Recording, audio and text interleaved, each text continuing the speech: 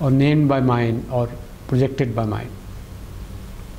So atoms may have maybe black and white. Though if you see their colors are there, like you say numbers are there, but 0 is not a number. A lot of people say numbers start from 1. Because 0 is a number, but it's a different kind of number than other numbers. No? So black and white are color, but it's a different kind of color than other colors. No? Because the operations of them are different. So this idea in the old Vishesh debate, the atoms may be made of black and white, but other colors are something which only wholes have, not atoms, full things. Because all colors are parts of something else, parts of that completion, that parapti completion, all patches are parts of that. Otherwise cognition will not come up, meaning will not come up. So colors which are parts and colors which are not parts, one can distinguish two kinds of colors. WH. They are equivalent to, according to Goethe, HOLE are same as WHOLE, because Goethe said that shadows have color. Holes are so perforations on the surface have colors. Painters use that when they are painting that brown on the edge. They are using that, so that idea is that they are part of something. There is no patch which is not part of some cognition. This or that or whatever. Even if you are a bad painter, you put some patch there, but it is part of some ideal painting, possible painting. Maybe you are not able to do that painting. It's different, but it is part of some. So color, all colors are part of something, which we yesterday also noticed, no? That whole part of a full thing. So one can distinguish between, if atomic colors are there, then pitch dark and bright light are the atomic colors.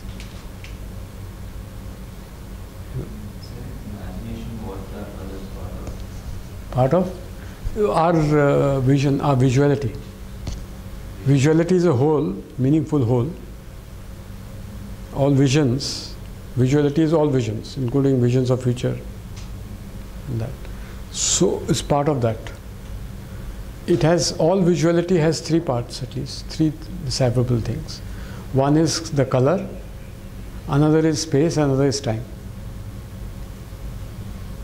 And this space, color, time are divisible into three domains: the spatio-temporal domain, the mere-temporal domain, and the trans-temporal domain. In three domains one can make them. So color also belongs to these three domains. Suppose in a spatio-temporal domain only black and white belong. In a mere-temporal domain all the hues belong. And in the trans-temporal domain, all the associations belong. Color association, shape is a association of colors. We say square. Square is different colors associated in some way. Shape is association of colors. Other association of colors are, it makes you feel ashamed. Certain colors make you feel ashamed. This is also association of color. The trans-temporal associations of color belong. The completion is not possible unless until trans-temporal domain is active in your cognition. Only because of completion is brought by that. Meaningfulness of color comes from transtemporal domain. Even in case of replicability of matter with the same color, it's also qualified by the transtemporal domain. Yes, because we choose the hue. Oh. We want to replicate that, this color. Gerua, we want Gerua color. So for Gerua, how do you make Gerua color? Is the issue. How do you make? Even if you like some color, Bangni, how do you make Bangni color? No Bangan gives you Bangni color. I mean, they give you in vision, but how to replicate that Bangni color is a different issue. Sir, but how does this operate between two set of people? Supposing for me, if it happens like that, it's... Yeah, others have to say, yeah, this is like a good color, Gerua, somebody has made. So it's a community which decides always. Sociality is involved in deciding these matters. So both for other color dispositions also, that which make people decide their clothes. Also sociality decides that, and you decide. For example, this duster is yellow. Is something which after my cognition of it, I would... No, it's been purposely made yellow. Okay. Why is the workers in sort of Arab world have all, I think it started with Arab world, I mean it sort of spread, have orange clothes with white strips, with yellow strips. It's all designed by some people and people made to wear. Yellow is shorting, so if you have anywhere a sign called warning, it's in yellow background. Warning. Yellow is a shorting color. So this is already cognized by me. Cognized by somebody. Why duster should be yellow?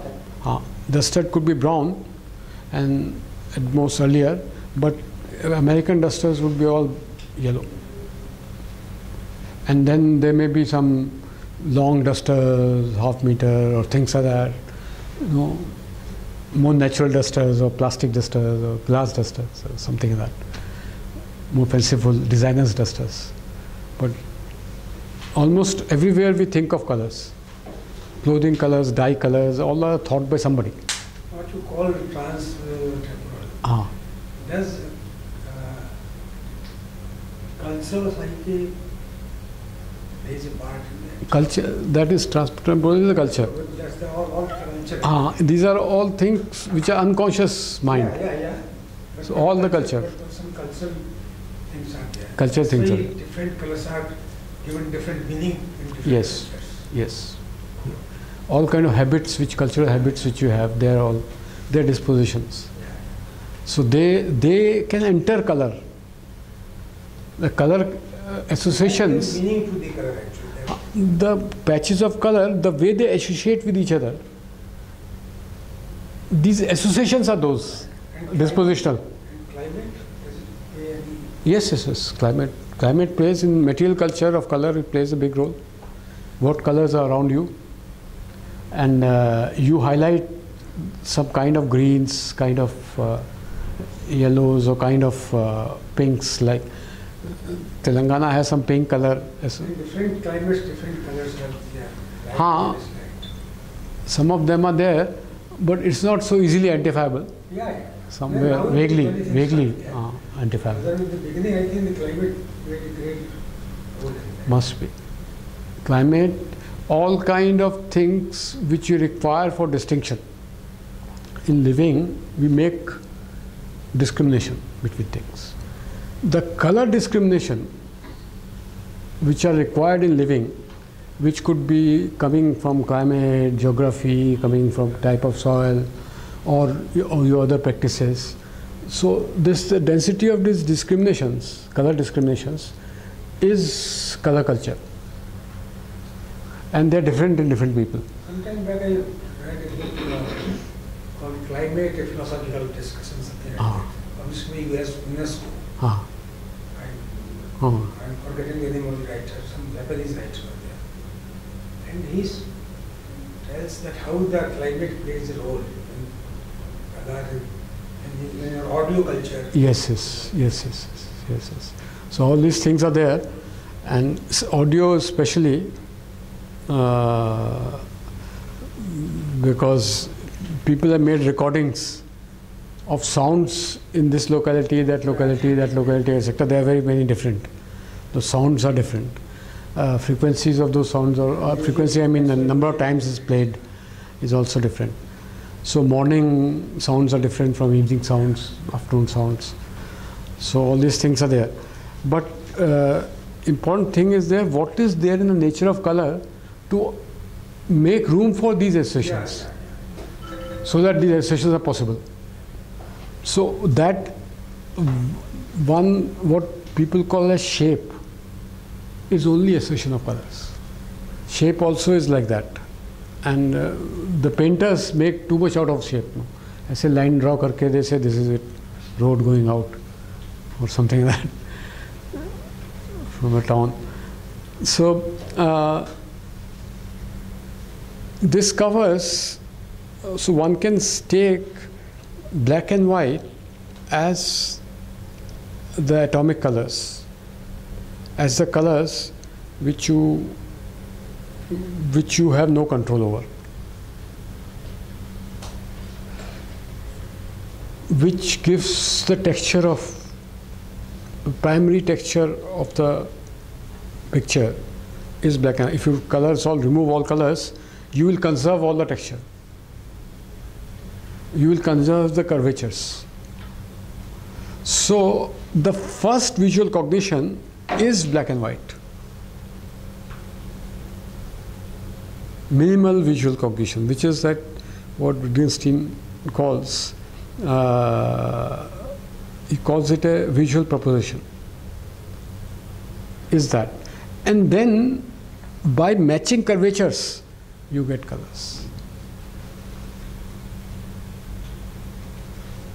And why do you get colors? Because while matching various patches, you have to bring transtemporal associations. How do you match? You have to create some curvature, some shape. You have to create by this patch and that patch. If they're coming together, they must be related in some shape. Shapes are there in your memory. You bring that and get the contours out. But the difficulty is that colors are impeccably, invariably perceived as properties of objects. The yellow color is not out of my mind. It is the color of this object. In the causal condition for the production of this color, in my cognition, this materiality of this duster is significant.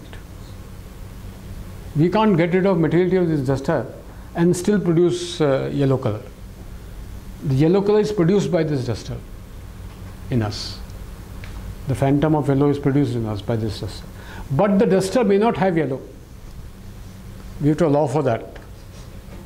It has all the conditions to create a phantasm of yellow in us. This is what Locke said actually about secondary colors. That color is an effect of matter on us.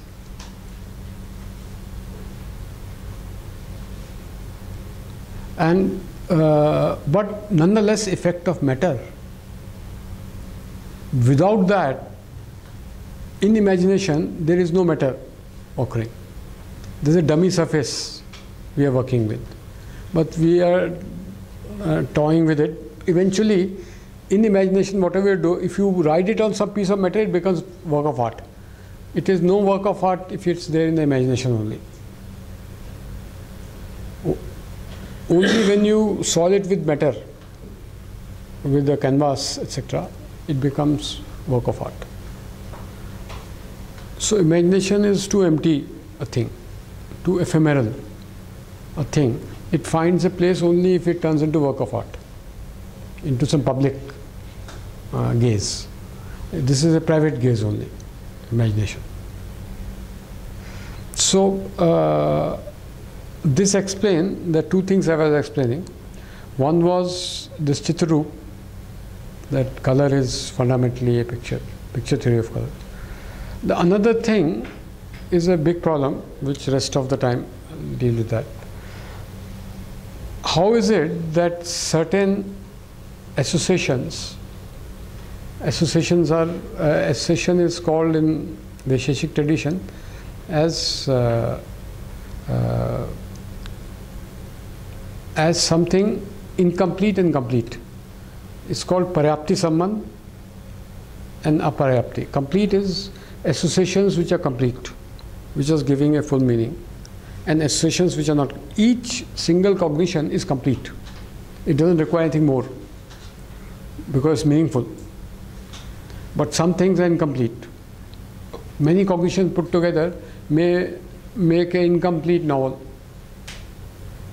or incomplete movie or incomplete picture, etc. So what are the conditions for completion? These conditions of completions are something without which even first visual cognition, which is grayscales, etc., or colors and space-time, cannot be meaningful. These are first impressions. First impression process to make it, meaningful. Traditionally, these are called Nirvikalp Pratyaksh to Savikalp. Optional, many options come, colorfulness comes in Savikalp Pratyaksh. There is a process which is happening here. This process is basically anchored on something called conditions of completion. Till what time, what all processing will you do till you rest? This is it. You begin painting, you have to say that now it's over. What is the condition when the painting is over? So we saw in that algorithm yesterday that when the patches disappear, painting is over. Till the patches are visible, painting is not complete. When patches become invisible, then you see only minus 3D. This hologram you see. Once you see hologram, no patches you see, that is like completed. Painting is completed. You say okay. And sometimes this burden are left by some painters on the audience. They are too tired to complete it. They leave it there. Let the audience now imagine something and complete it. So, but best of paintings are complete paintings. So they are like full. There is no patch visible there in them. Or in fact, the closing act of painting usually is how to hide patches which are visible. When you are ending a painting, you end painting by just hiding those patches which are still visible in that. So same process is occurring there in the cognition. From first pictures which you are getting, patches you are getting, from these patches you are constructing a meaningful cognition. And they are conditions of completion. Now, there is one state of cognition assumed in Nyaya Vaisheshik tradition. It's called Apeksha Buddhi, expectancy cognition, which is you expect something to be there and you're happy to discover it there. There is that kind of situation that you expect something is there, somebody will walk in and the person walks in. How? That is good. Something like that. And it is used to explain, understand the cognition of numbers. Like you say two chairs, where does this two come from? It's not there in either this chair, not that chair, not in between those chairs, not in between those chairs and you, or it's in you, not even in you. Where is two? How did two arrive there? So for the arrival of this two, it is one special category of cognition is introduced. These are abstract cognitions. Abstract cognition is that if you say this is one chair, the one is cognized, oneness is cognized. Then you say another chair, this is also one chair, this oneness is cognized. And there is a sufficiency condition created there which says two-ness abstractly. It's an abstract condition. These are called upadhis. Two-ness is constructed. It's a kind of sufficiency condition. Then you get a cognition, this two-ness is created in mind, then you see two chairs there, out there, not here, not in your mind. There, two chairs are there. I mean, this two has nothing to do with your mind actually, because you have just counted it, you've done some labor, and so anybody goes and finds there two chairs. It's objective. Whoever comes will only see two chairs, because this process of expectancy completion is same in the two different spectators or people who are counting. So there is same formal condition for completion, and thus you can say two chairs. Or numbers are not found in matter. There is a big debate, at least 300 years in Europe and earlier in Greek world and Indian world, etc. So what are numbers? They are mental entities. A lot of people said they are mental entities. God gave us numbers, integers. Rest is our handiwork. It's not like language. We make numbers. There has to be something objective about numbers. So you say, it's come from some ideal world, Platonic world. Many of these things are there. Theories of this is a mechanism. Expectancy cognition was a mechanism by which to understand when is the cognition complete. So cognition is complete that there are two chairs there, and now I can go and tell two chairs are in that room definitely, with definiteness, and it will be confirmed by people, etc. And so it has something which is born in mind, finds itself in the world, and has objectivity in it. Objectivity is a sense that it belongs to objects which can obstruct. Objectivity means a capacity, an object which can obstruct by its being. A chair is anything which exists can obstruct other objects from existing in that state. It occupies some space, no other object can occupy that space. It obstructs. So color obstructs because color is found in duster. Duster obstructs. Or colors may obstruct in a way that you may not go where there is a warning. Beyond this point. Apeksha buddhi, in which of the Vaisheshik categories does it fall? Which of the gunas of self does it fall? Buddhi. Jnana. Buddhi again. Not imagination or ichha. No, imagination, ichha are also kind of buddhis. Then listed. No. The terms, exact terms, jnana, ichha, sukh dukh prayatna. Right. Okay. Dharma different. Now among them Gyan and Ichha and Prayatna are Sakar along with Akar. So whatever has Akar in it is called Buddhi. Okay. Sakarat along with Akar.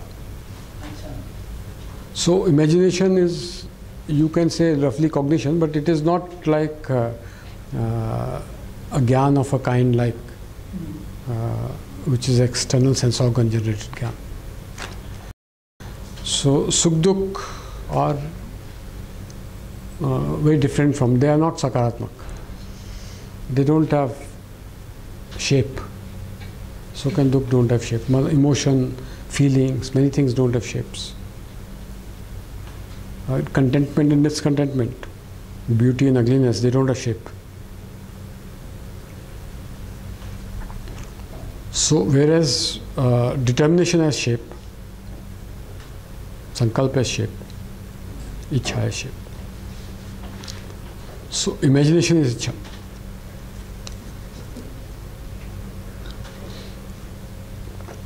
So what are the conditions of completion when we think of colors?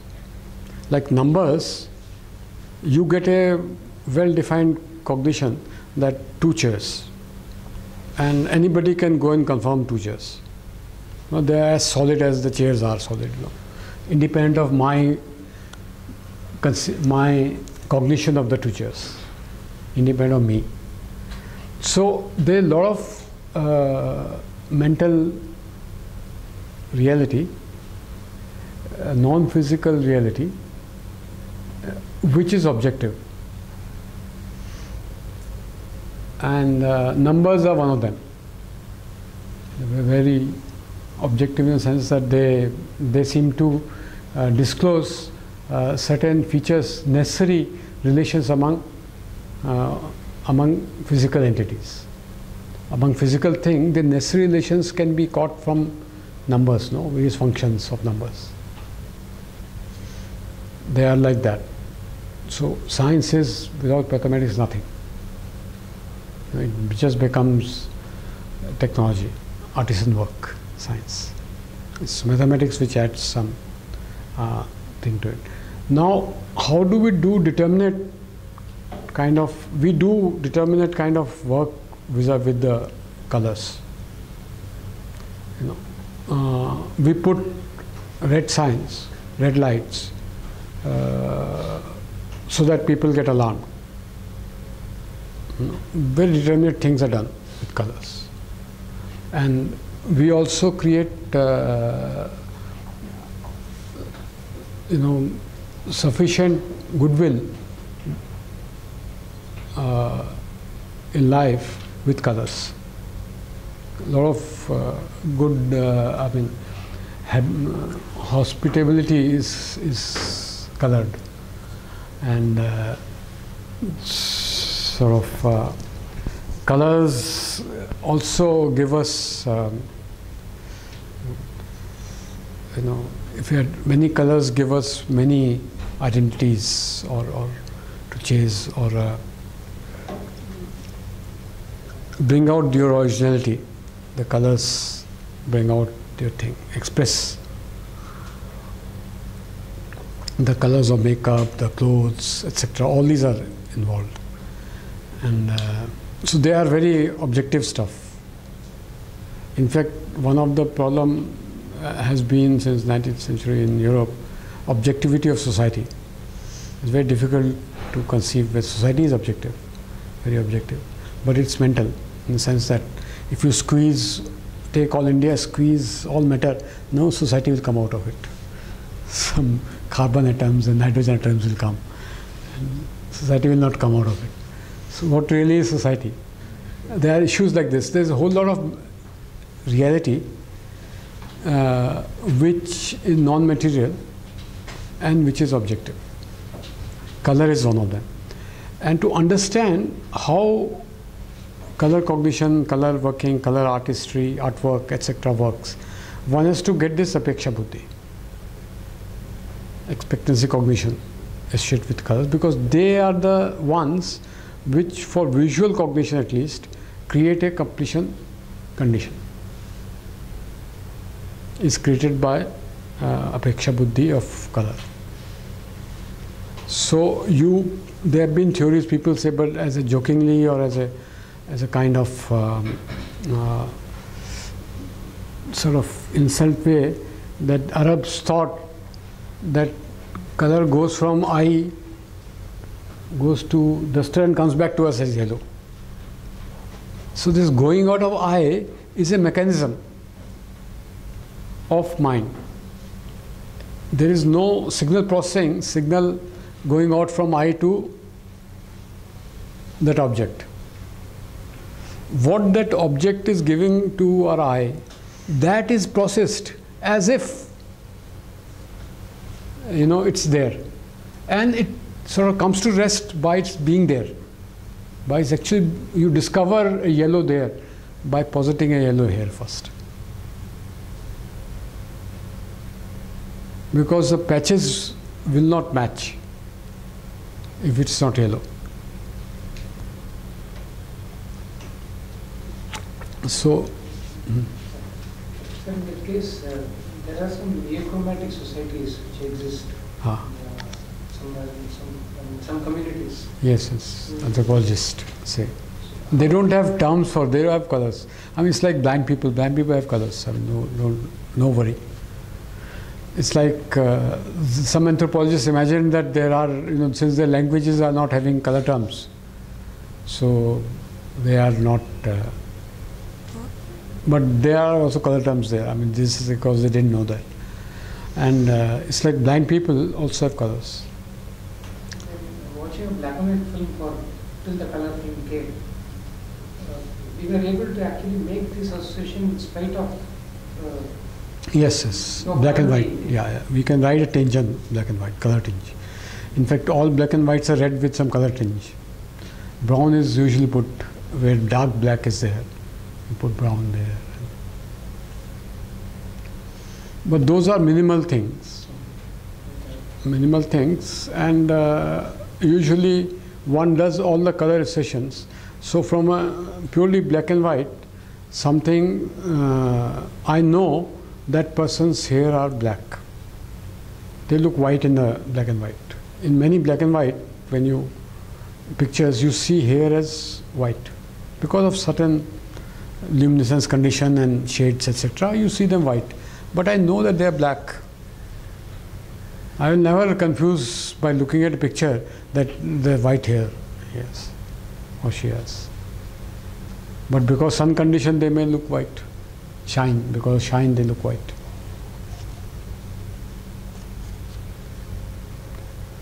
I will not confuse because I know it's a picture. I am seeing a partial reality. When I am seeing a movie, I know I am seeing a partial reality. Suspension of disbelief. Suspension of disbelief. So, in fact, any immersive condition has that suspension. So, if you are concentrated focusing on some small thing, you suspend rest of the universe now. Look at that. So those, and still make meaning out of that.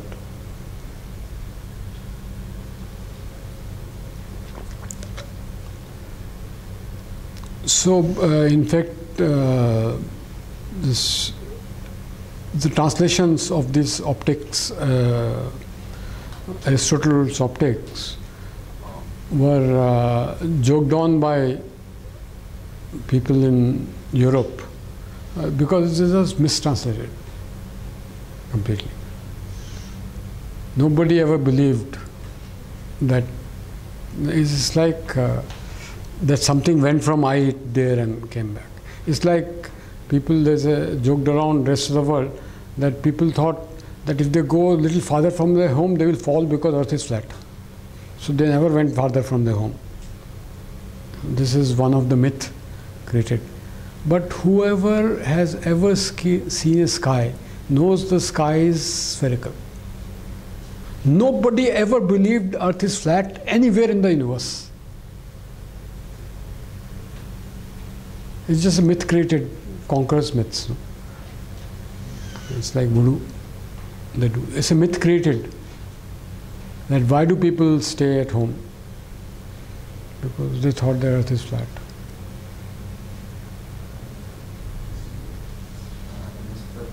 The myth is that the gaze comes from the eye. No, Yeah, gaze is always from the head. Only materialism, 19th century materialism, is not accepting that gaze is. So this myth has evolved in 19th as a fulfiller of the 19th century materialism, Laplacian materialism. The gaze, everybody always thought that gaze is like human. It's human. Every human being has a gaze. Every dog has a gaze.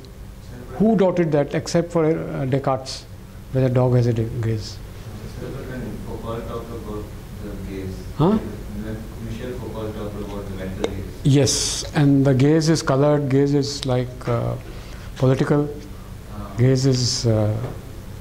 So at that time, everyone said it was new. The idea that gaze comes from the eye.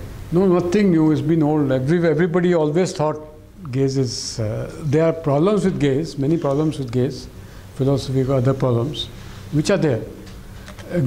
And especially whether I have my own gaze or there is only universal gaze.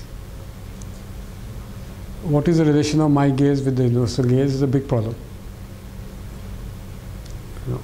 I have a small sensorium, God's sensorium versus my sensorium, that kind of problem are there.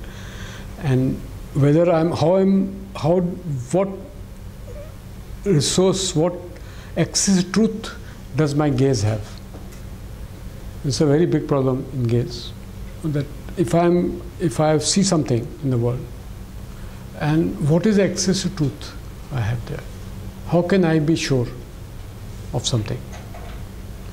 So this is a big problem with gaze.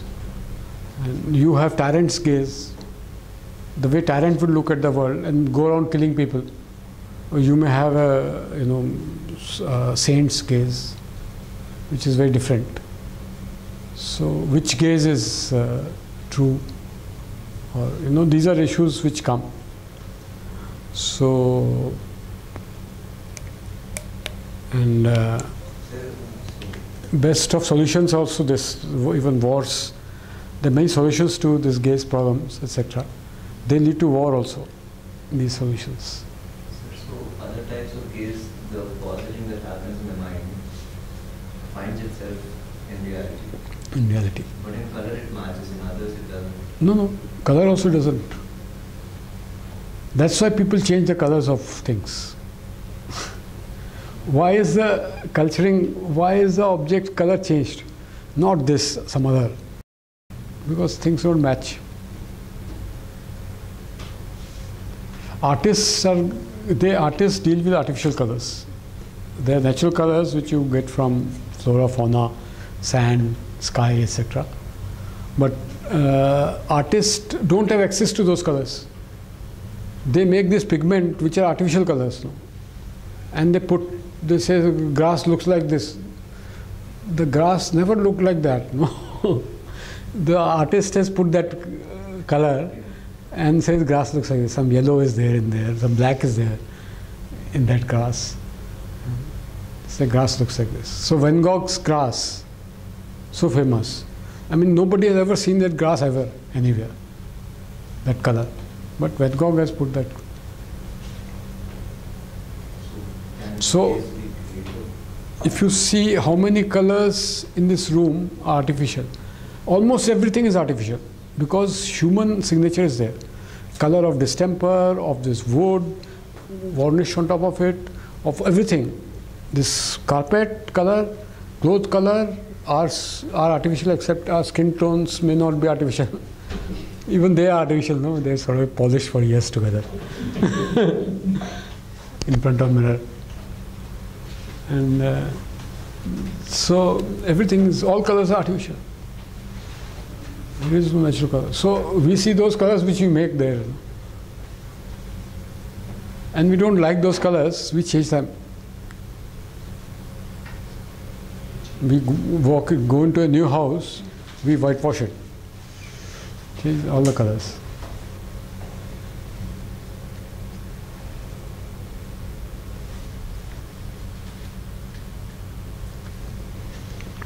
But this expectancy cognition is a difficult thing, and difficult because how to match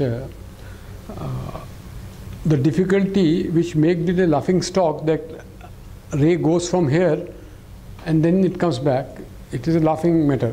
Nobody ever believes this. It's to just accuse somebody, caricature some people. But the basic essence of that caricature is still a burden, which is like, how do you explain causality? Causality in a sense, a cognition takes some time to occur. Then the next cognition occurs, the next cognition occurs. Suppose there is expectancy cognition of blue in this. And then there is, after some processing, there is a cognition that the duster is yellow. For this cognition that there is yellowness for completion must last somewhere till the cognition that duster is yellow. It must last causally. One has to explain causality, because the essence of that caricature was causality is violated.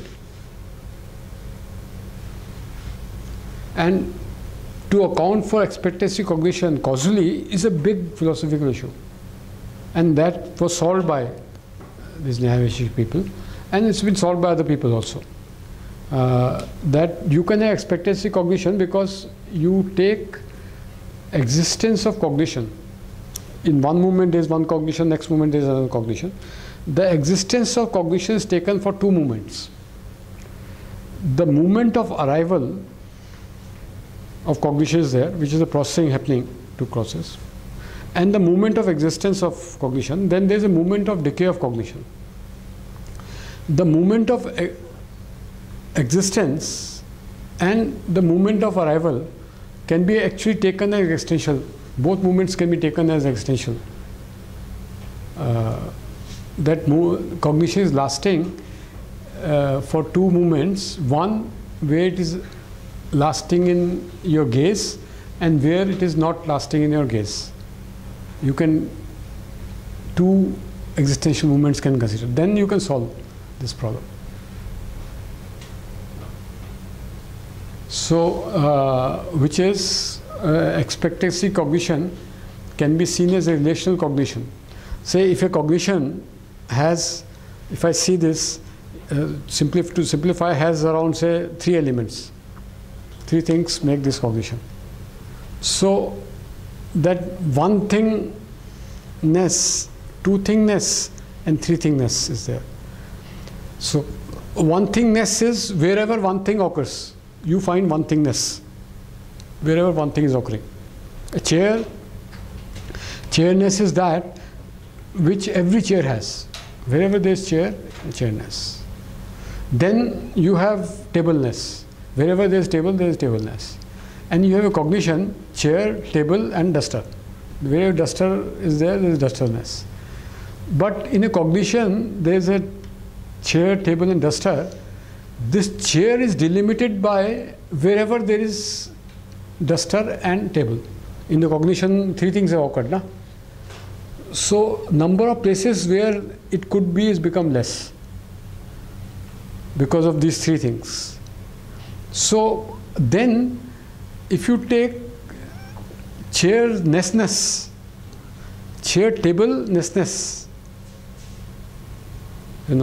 and duster-table-nessness, duster-chair-lessness, you get still smaller possible condition.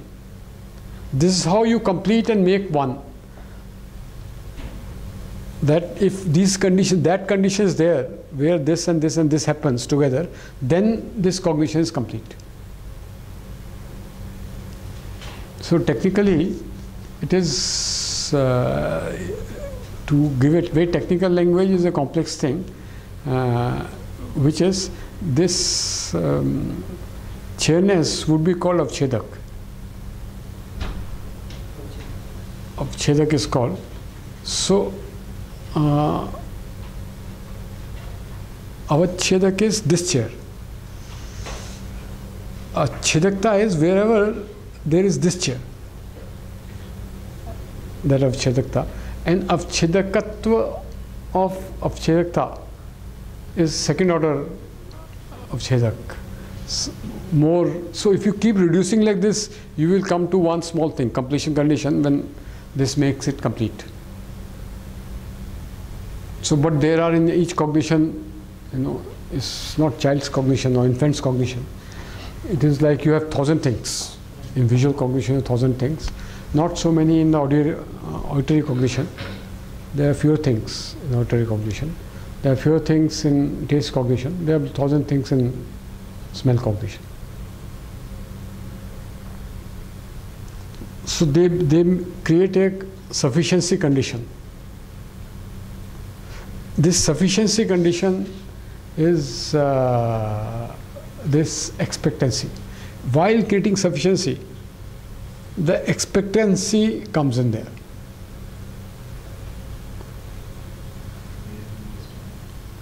Huh? By creating a condition of completion, that this stuff is sufficient to create a cognition. Expectancy comes in to make it sufficient. You put in, you say 2 chairs, and the 2 is the expectancy, is there in the sufficiency conditions.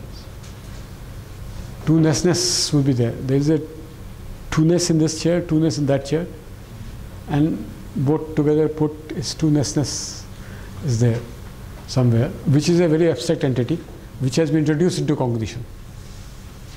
So the cardinal 2, two-nessness is the cardinal 2, is introduced to actually count 2, ordinal 2. Cardinal 2 occurs in your head as a sufficiency condition for having ordinal 2.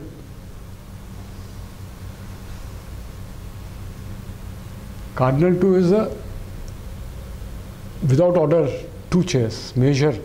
Cardinal is a measure. 27 chairs without order. First, second, third, fourth is a ordinal. Was the cardinal the expectancy? Yes. Yes. What is the origin of the expectancy?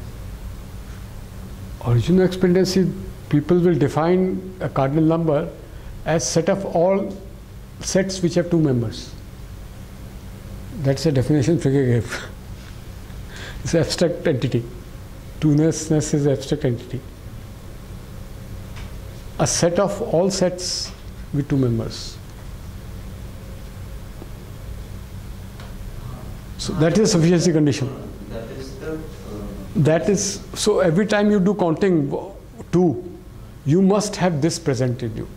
A set of all. Sir, what I'm trying to ask is, from where does that come presented to me? That is That's presented the- as a, that thing is presented to me. Fund of those abstract entities are available to me as a gift of God. God gave us numbers, and rest is our handiwork, all mathematics. Then we will do all function analysis, etc. We will do that. But first thing you give us these things. So those cardinals were given. Not God.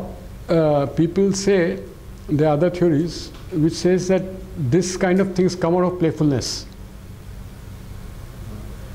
which is the artist brings in such absurd kind of things. Just out of playfulness, some vacuity is brought in. Some things like two-ness, cardinality. And then it's tried in the world. If it works out there, this too becomes useful. So like this expectancy, the imagination. Again, expectancy comes in because, like, if it works out there, so before it works out there, we create that expectancy. Yes. Again, we'll build that expectancy. Yeah, that is called imagination. Imagination is free thought, free thinking, no? You do all kind of anything, everything goes. Imagination is also very risky and also, dangerous. It can create madness.